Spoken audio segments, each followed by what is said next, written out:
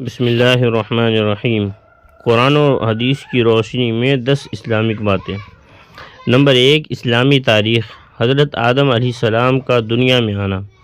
حضرت آدم علیہ السلام جنت میں تنہا رہتے ہوئے بے چینی محسوس کرنے لگے تو تسلی کے لیے اللہ تعالیٰ نے ان کی پسلی سے حضرت حوا علیہ السلام کو پیدا کیا اور دونوں کو حکم دیا کہ اس درخت کے علاوہ جنت کی تمام نعمتوں کا استعمال کرو۔ شیطان نے وسوسہ ڈال کر بہکایا کہ اس درخت کی خصوصیت یہ ہے کہ اس کا پھل کھانے کے بعد تم ہمیشہ جنت میں رہو گے۔ چنانچہ شیطان کے دھوکے میں آ کر انہوں نے اس درخت کا پھل کھا لیا۔ اللہ تعالیٰ نے اس غلطی کی وجہ سے جنت کا لباس اتار کر دونوں کو دنیا میں بھیج دیا۔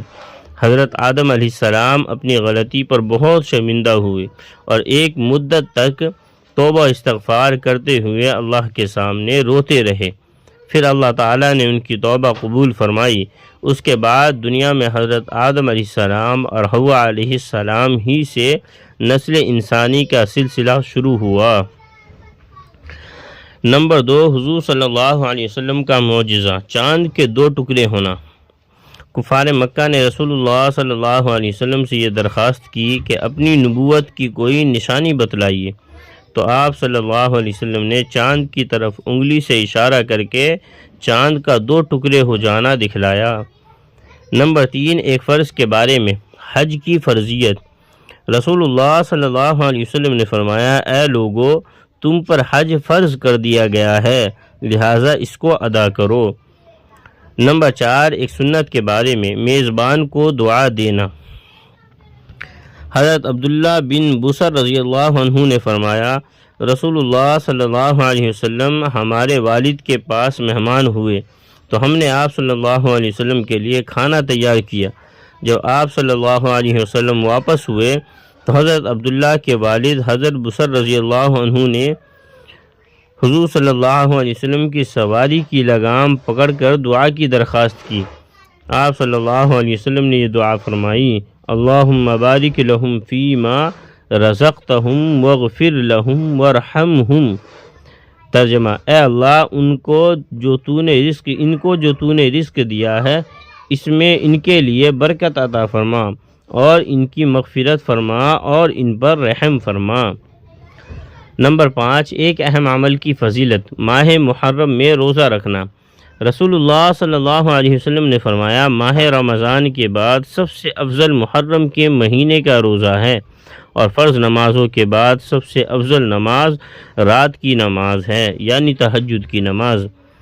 اور تہجد کی نماز کے بارے میں آتا ہے، اس کی رکعت کے بارے میں بعض لوگ اختلاف میں رہتے ہیں، تو یاد رکھیں اس کی 2 رکعت سے لے کر 12 رکعت تک آپ تہجد کی نماز پڑھ سکتے ہیں۔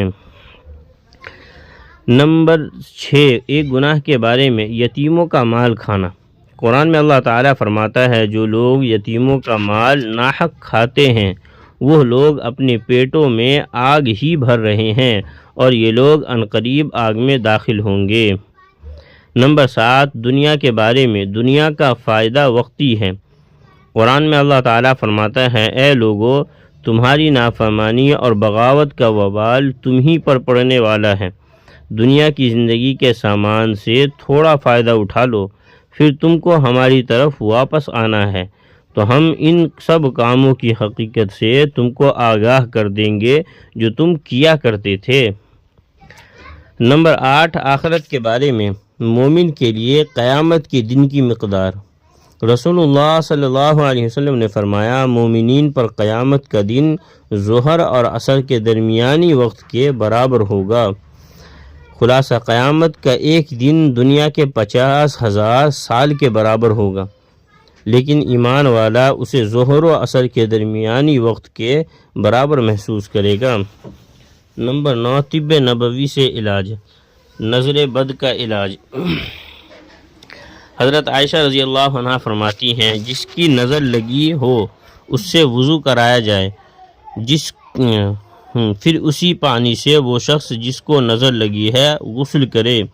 نوٹ، جس کے بارے میں یہ گمان ہو کہ اس کی نظر لگی ہے تو اس کے وضو کے پانی سے غسل کرایا جائے۔ نمبر 10، نبی صلی اللہ علیہ وسلم کی نصیحت۔ رسول اللہ صلی اللہ علیہ وسلم نے فرمایا اگر تم اللہ تعالیٰ پر اس طرح بھروسہ کرو جیسا کہ بھروسہ کرنے کا حق ہے تو تم کو بھی اسی طرح روزی ملے جیسے چڑیوں کو ملتی ہے کہ وہ صبح کو خالی پیٹ جاتی ہے اور شام کو پیٹ بھر کر واپس آتی ہے۔